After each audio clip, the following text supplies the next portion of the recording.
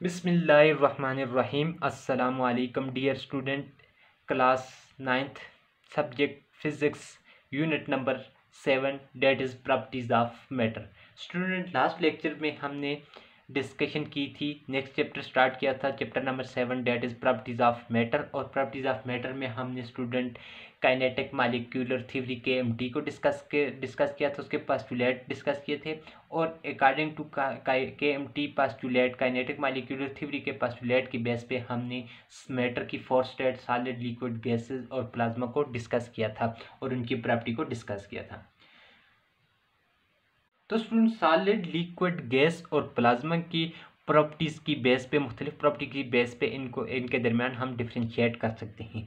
Solid को for example, जैसे solid के हमारे पास डिफिनाइट शेप और डिफिनाइट वॉल्यूम होता है। अगर हम इस लिक्विड के केस में आ जाएं तो हमारे पास डिफिनाइट वॉल्यूम होता है लेकिन डिफिनाइट शेप नहीं होती। गैसेस की ना ही डिफिनाइट शेप होती है और ना ही डिफिनाइट वॉल्यूम होता है, ना ही खास शेप होती है, ना ही खास हमारे पास वॉल्यूम या हुजूम उसका होता है। इसी तरह से हमारे पास सॉलिड, लिक्विड, प्लाज्मा की एक अलग कैटेगरीज आ जाती है कि हमने कहा इसी तरह से मुख्तलिफ प्रॉपर्टीज़ की बेस के ऊपर हम इनके दरमियान डिफ्रेंशिएट कर सकते हैं। स्टूडेंट लास्ट टाइम हम लोगों ने जब डिस्कशन की थी लिक्विड की, तो हमने कहा था लिक्विड और गैसेस को हम फ्लूइड का नाम जब देते हैं तो इनकी फ्लूइड की ये प्रॉपर्टीज़ होती है कि ये प्रेशर एक्सर्ट करते हैं। यानी स्टूडेंट हमने कहा था कि गैसेस के मॉलिक्यूल्स को जब हम टेम्परेचर देते हैं तो टेम्परेचर की वजह से उनकी काइनेटिक एनर्जी ज़्यादा हो जाती है और उसके मॉलिक्यूल के दरमियान गैप ज़्यादा होता है। गैप ज़्यादा होने से हमारी काइनेटिक एनर्जी ज़्यादा होती है और वो लार्ज डिस्टेंस के ऊपर क्या करते हैं, मूव करने शुरू कर देते हैं। मूव करने की वजह से वो एक दूसरे के साथ कोलाइड करते हैं और also wall of the container के साथ उस कंटेनर के वॉल के साथ भी क्या करते हैं, कोलाइड करते हैं और प्रेशर एक्सर्ट करते हैं। जबकि सॉलिड में कुछ ऐसा केस नहीं था, उसके मॉलिक्यूल प्रेशर इतने अच्छी तरह से एक्सर्ट नहीं कर रहे थे। तो वहाँ पे हमने कहा था कि लिक्विड के मॉलिक्यूल जो होते हैं वो कंटेनर के अंदर प्रेशर एक्सर्ट करते हैं। उसके बाद स्टूडेंट हम डेली लाइफ में सुनते हैं कि एटमॉस्फेरिक प्रेशर। अब जो दो टर्मिनोलॉजी है हमारे पास के प्रेशर क्या है, पहले हम प्रेशर को डिस्कस करने जा रहे हैं और उसके बाद एटमॉस्फेरिक प्रेशर को देखेंगे। तो स्टूडेंट आज का हमारा जो टॉपिक है वो प्रेशर एंड एटमॉस्फेरिक प्रेशर के ऊपर है। तो पहला हमारा टॉपिक है कि व्हाट इज प्रेशर। पहले हम प्रेशर को डिस्कस करेंगे, उसके बाद हम एटमॉस्फेरिक प्रेशर की तरफ जाते हैं। तो स्टूडेंट आज का हमारा जो टॉपिक है that is pressure and atmospheric pressure. Pressure क्या है और एटमॉस्फेरिक प्रेशर क्या है। स्टूडेंट पहला क्वेश्चन है कि व्हाट इज प्रेशर। प्रेशर क्या है स्टूडेंट। प्रेशर की डिफिनीशन हम करते हैं। डिफिनीशन प्रेशर की कुछ इस तरह से बनती है कि force per unit area is called pressure. कि force per unit area is called pressure. इसका क्या मतलब हुआ स्टूडेंट कि हम कहते हैं कि किसी भी बॉडी का, किसी भी जगह का हमारे पास एरिया हो, unit area. Unit area mean क्या, यूनिट एरिया मीन कि अब मैं लिखता हूँ स्टूडेंट साथ कि यूनिट एरिया का मतलब है स्टूडेंट कि ऐसा एरिया जिसकी लेंथ भी 1 मीटर हो और उसकी वेट भी जो है वो भी कितनी हो, 1 मीटर हो। तो ऐसे एरिया को हम क्या बोलते हैं, यूनिट एरिया। किसी भी चीज़ का हमारे पास, किसी भी जगह का हमारे पास एरिया हो, यूनिट एरिया हो, और यूनिट एरिया के ऊपर जो फोर्स लग रही होती है उस फोर्स को हम क्या नाम देते हैं, प्रेशर का नाम देते हैं। कि किसी भी फॉर एग्जांपल मेरे पास एक ऑब्जेक्ट है, ये कोई भी मेरे पास यूनिट एरिया है, इस यूनिट एरिया के ऊपर जितनी भी फोर्स लग रही है, यूनिट एरिया के ऊपर जितनी फोर्स एक्सर्ट हो रही है, डेट इज उस यूनिट एरिया के ऊपर जो लगने वाली फोर्स होती है उसको मैं क्या नाम दूंगा, वो मेरे पास क्या है, प्रेशर है। Force per unit area is called pressure. अब दूसरा क्वेश्चन कि इस प्रेशर को हम रिप्रेजेंट कैसे करते हैं। रिप्रेजेंटेशन, हमारे पास प्रेशर की रिप्रेजेंटेशन क्या है। Symbolically pressure is represented by P. हम सिंबल के लिहाज से प्रेशर को रिप्रेजेंट करते हैं, सिंपल वर्ड से पी से हम इसको रिप्रेजेंट करते हैं। जैसे फॉर एग्जांपल स्टूडेंट हमने मोमेंटम पढ़ा, मोमेंटम को भी हमने पी से रिप्रेजेंट किया। फोर्स को हमने पढ़ा, फोर्स को हमने एफ से रिप्रेजेंट किया। इसी तरह मुख्तलिफ हम वर्ड से मुख्तलिफ सिंबल्स यूज करते हैं किसी भी टॉपिक को रिप्रेजेंट करने के लिए। तो प्रेशर को हम रिप्रेजेंट करते हैं, पी से रिप्रेजेंट करते हैं। अब उसके बाद हम मैथमेटिकली फार्मूले की तरफ जा रहे हैं। तो स्टूडेंट के हमारे पास टॉपिक जो है इसको सिंपल टॉपिक है, इसमें चीज़ें याद रखने के लिए। मैथमेटिकली हम प्रेशर को लिखते हैं, प्रेशर किसके बराबर होता है, हमने डिफिनीशन क्या था कि force per unit area. Force per unit area, unit area यानी force per area, that is called pressure. Force लगे जो यूनिट एरिया के ऊपर जितनी फोर्स एग्जर्ट हो रही है उसको हम कहेंगे कि वो फोर्स जो यूनिट एरिया के ऊपर लग रही है वो उसको क्या बोलेंगे, प्रेशर बोलेंगे। फॉर एग्जांपल मेरे पास दो एरिया हैं, दो यूनिट एरिया हैं, दो यूनिट एरिया मैंने ले लिए।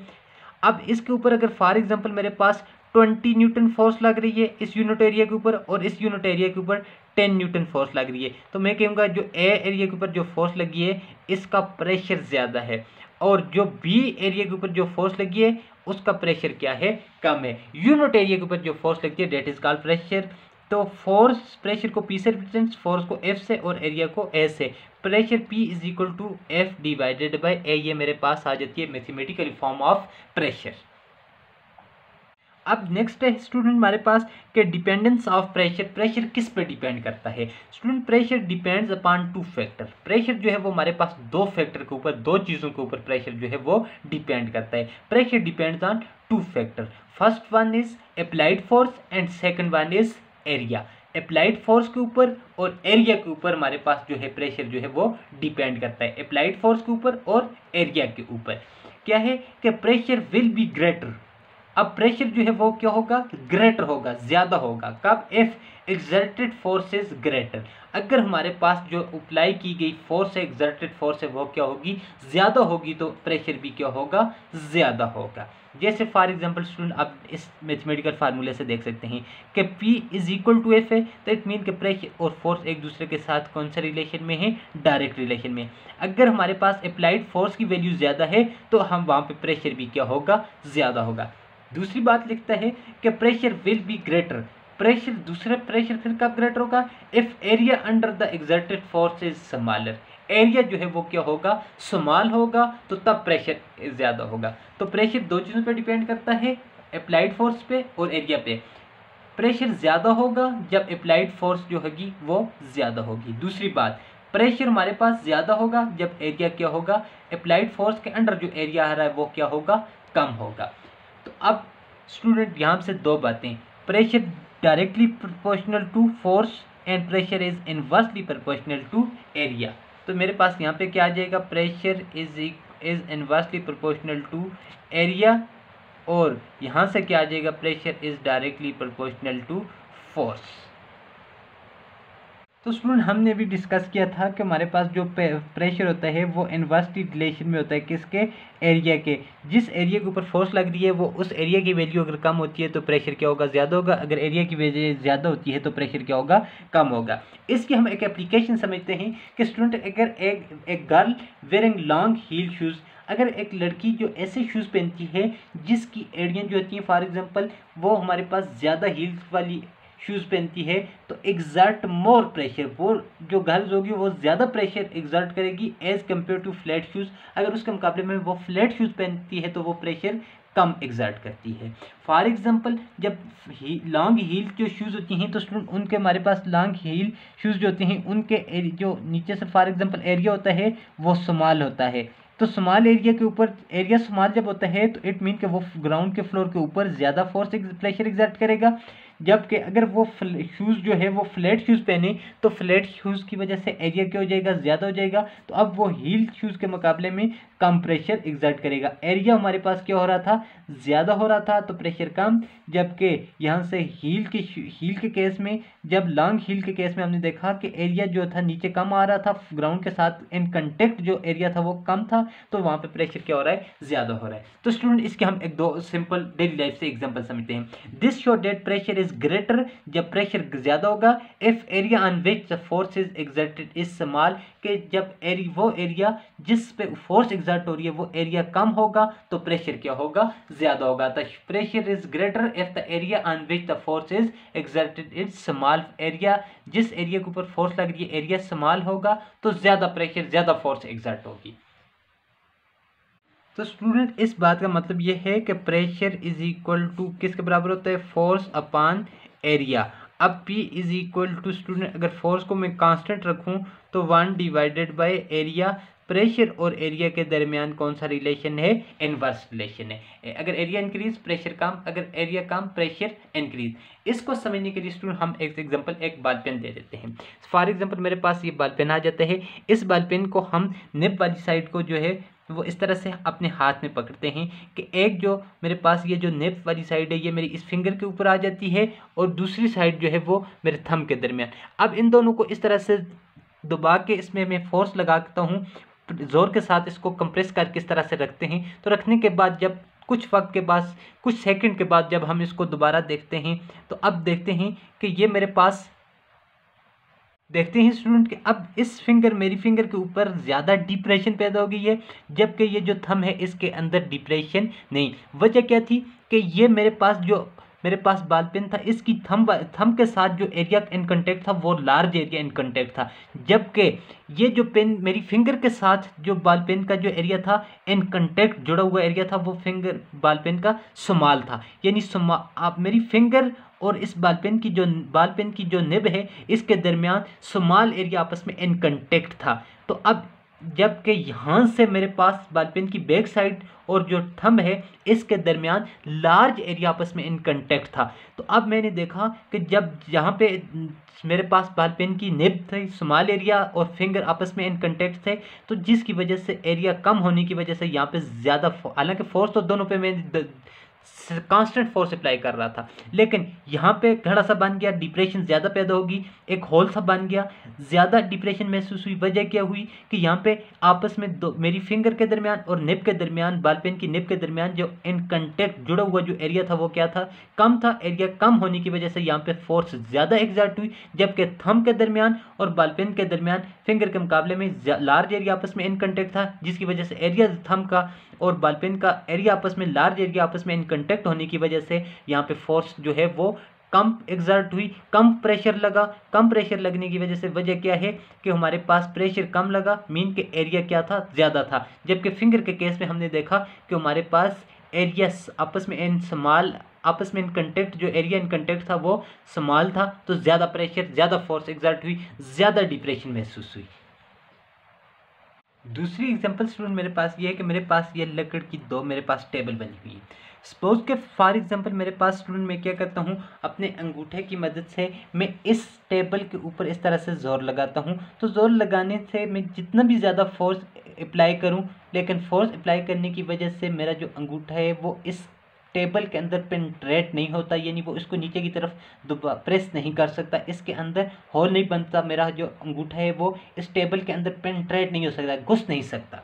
जबकि दूसरी टेबल के ऊपर मैं क्या करता हूँ, एक पेन होल रखता हूँ, एक नीडल होती है जो बिल्कुल इस तरह से पेन होल, जिसको पेन होल की तरह होती है, नीडल समझ लेते हैं, जिसको पेन होल मैं बोलता हूँ। पेन होल के ऊपर जब मैं इसको टेबल के ऊपर रखकर इसके ऊपर थोड़ी सी फोर्स भी लगाता हूँ तो ये इजीली इस टेबल के अंदर क्या कर जाती है, चली जाती है। जैसे फॉर एग्जांपल जैसे ही मैं फोर्स अप्लाई करता हूँ तो ये इजीली पेनिट्रेट कर जाती है, इस टेबल के अंदर घुस जाती है, लकड़ की टेबल के अंदर। रीज़न क्या है? रीज़न ये है कि इस केस में इस पेनिट्रेट जो हो रहा था, पेन होल था, इसका एरिया और इस टेबल का एरिया, स्मॉल एरिया यहाँ पे आपस में इन कांटेक्ट थे, तो स्मॉल एरिया था। फोर्स तो दोनों पे मैं सेम लगा रहा था, इस केस पे भी और इस केस में भी, लेकिन यहाँ पे पेन होल का एरिया और इस टेबल का आपस में एरिया जो था वो स्मॉल इन कांटेक्ट था, स्मॉल एरिया आपस में जुड़ा हुआ था, जिसकी वजह से फोर्स तो उतनी ही लग रही थी, जिसकी वजह से फोर्स लगने से प्रेशर की वैल्यू क्या होगी, ज़्यादा होगी। प्रेशर ज़्यादा एग्जर्ट हुआ, मीन के फोर्स ज़्यादा हुई और वो इसके अंदर इजीली पेनिट्रेट कर गया। जबकि इस केस में मेरे पास इसके मुकाबले में एग्जर्ट देखें तो अंगूठा का जो और टेबल का आपस में एरिया इन कंटेक्ट, आपस में जो एरिया जुड़ा हुआ वो ज़्यादा था, लार्ज एरिया था, जिसकी वजह से वो वहाँ पे प्रेशर की वैल्यू क्या होगी, कम होगी। तो अब प्रेशर, एरिया ज़्यादा होगा तो प्रेशर कम, अगर एरिया कम तो प्रेशर क्या होगा, ज़्यादा। स्टूडेंट प्रेशर क्या है? Force per unit area is called pressure. अब एसआई यूनिट हमारे पास क्या है? The SI unit of pressure is pascal. SI system international में हमारे पास यूनिट ऑफ प्रेशर क्या है? पास्कल है। पास्कल जैसे हमने एसआई सिस्टम में हर फिजिकल क्वांटिटी, अब देखें प्रेशर जो है ये भी हमारे पास क्या है? एक फिजिकल क्वांटिटी है। अब हमारे पास फिजिकल क्वांटिटी है, अब एसआई यूनिट में हमारे पास यूनिट ऑफ प्रेशर क्या है? Unit of pressure is called pascal. अब हम देखते हैं कि डेरिवेशन ऑफ यूनिट क्या है। डेरिवेशन यूनिट 1 पास्कल किसके बराबर है, यानी इसको हम डेराइव करेंगे 1 पास्कल को। पहले हम डेरिवेशन ऑफ यूनिट को देख लेते हैं। स्टूडेंट प्रेशर को हमने डिफाइन किया कि प्रेशर किसके बराबर होता है? फोर्स पर upon area. Force per area is called pressure that is called equation number 1। Unit of pressure किसके बराबर हो जाएगा? अब अगर हमें यूनिट ऑफ प्रेशर मालूम करना है तो हमारे पास हमें मालूम है कि प्रेशर फोर्स पर एरिया के बराबर है। अगर हमें फोर्स के यूनिट और एरिया के यूनिट मालूम है तो हम इजीली किसके यूनिट मालूम कर सकते हैं? प्रेशर के यूनिट मालूम कर सकते हैं। तो unit of pressure is equal to unit of force divided by unit of area. Unit of force और यूनिट ऑफ एरिया को आपस में डिवाइड करने से हमें किसके यूनिट हासिल हो जाएंगे? प्रेशर के यूनिट हासिल हो जाएंगे। अब प्रेशर को हम कहेंगे कि यूनिट ऑफ प्रेशर, हमने ऊपर क्या कहा कि एसआई सिस्टम में यूनिट ऑफ प्रेशर हमारे पास किसके बराबर है? Unit of pressure is equal to pascal. अब प्रेशर की जगह मैं क्या लिखता हूं? पास्कल। पास्कल किसके बराबर होगा? यूनिट ऑफ फोर्स, फोर्स की यूनिट क्या है? न्यूटन। और यूनिट ऑफ एरिया, एरिया किसके यूनिट होते हैं? देखिए एरिया एक्चुअली हमारे पास क्या होता है? डिस्टेंस होता है। डिस्टेंस को यूनिट मीटर, और एरिया हमारे पास मीटर का स्क्वायर है, तो मीटर का square metre multiply by metre, metre का यूनिट ऑफ एरिया, मीटर का क्या आ जाएगा? स्क्वायर आ जाएगा। तो हमारे पास क्या आ जाएगा? Unit of force is newton और unit of area is equal to metre का स्क्वायर। पास्कल किसके बराबर आ जाएगा? न्यूटन ओवर मीटर का स्क्वायर। न्यूटन ओवर मीटर का स्क्वायर इज कॉल्ड पास्कल। अब ये तो हमारे पास derivation of unit of pressure था। तो हमने कहा कि प्रेशर का हमारे पास जो यूनिट है, ऐसा यूनिट जो है वो क्या है? पास्कल। और पास्कल के किसके बराबर होगा? न्यूटन ओवर मीटर का स्क्वायर इज कॉल्ड पास्कल। अब हम क्वेश्चन इस बात में इंटरेस्टेड हैं कि 1 पास्कल की वैल्यू हमारे पास किसके बराबर होगी। अब हम इस बात में इंटरेस्टेड हैं कि 1 पास्कल को हम कैलकुलेट करें।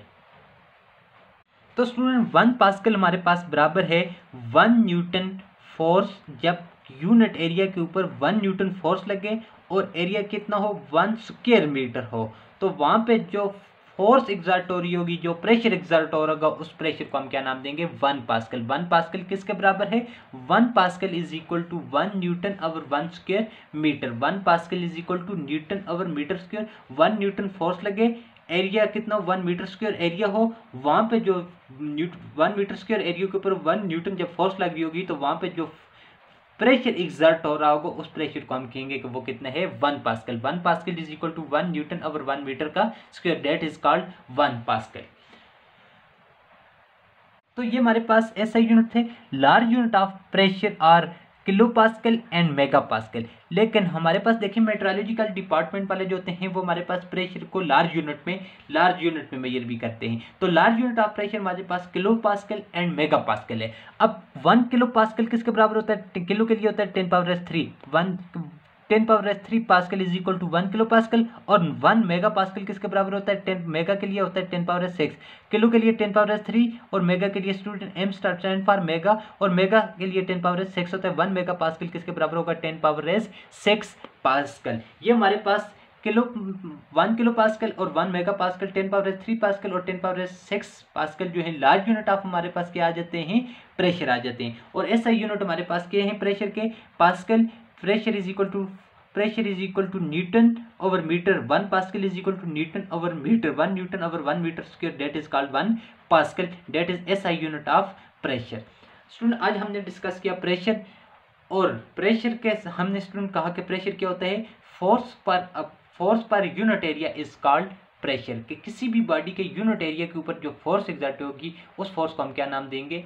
प्रेशर का नाम देंगे। मैथमेटिकली हमने स्टूडेंट इसको किस तरह से रिप्रेजेंट किया कि हम रिप्रेजेंट करते हैं प्रेशर को P से, और मैथमेटिकली हमारे पास होता है P is equal to pressure is equal to force upon area, P is equal to F divided by A। और उसके बाद हमने कहा कि डिपेंडेंस ऑफ प्रेशर में प्रेशर दो चीज़ों के ऊपर डिपेंड करता है, अप्लाइड फोर्स के ऊपर और एरिया के ऊपर। अगर हमारे पास अप्लाइड फोर्स ज्यादा है तो प्रेशर भी क्या होगा? ज्यादा होगा। दूसरी बात, अगर एरिया जिस एरिया के ऊपर फोर्स लग रही है उस एरिया की वैल्यू कम है तो प्रेशर फिर भी क्या होगा? ज्यादा होगा। यानी P is directly proportional to applied force and P is inversely proportional to area. फिर हमने कहा था कि प्रेशर और एरिया के दरमियान क्या है? इनवर्स रिलेशन है। अगर हमारे पास जिस एरिया के ऊपर फोर्स एग्जर्ट हो रही है वो एरिया कम है तो प्रेशर ज्यादा।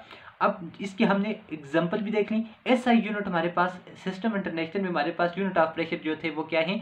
पास्कल के बराबर हैं। और 1 पास्कल किसके बराबर है? 1 न्यूटन ओवर 1 मीटर का स्क्वायर। तो स्टूडेंट आज का आपका ये हम जो लेक्चर था वो प्रेशर के ऊपर था। स्टूडेंट नेक्स्ट लेक्चर में हम एटमॉस्फेरिक प्रेशर को और इससे रिलेटेड न्यूमेरिकल को डिस्कस करेंगे। तो आज का होमवर्क आपका स्टूडेंट ये है कि आज का आपने पूरा लेक्चर जो है ये समझना है और इसको पूरे लेक्चर को राइट करना है। प्रेशर को, उसकी डिफिनीशन को आपने, इसके तमाम यूनिट्स को आपने लेक्चर को राइट करना है। तो थैंक्स स्टूडेंट।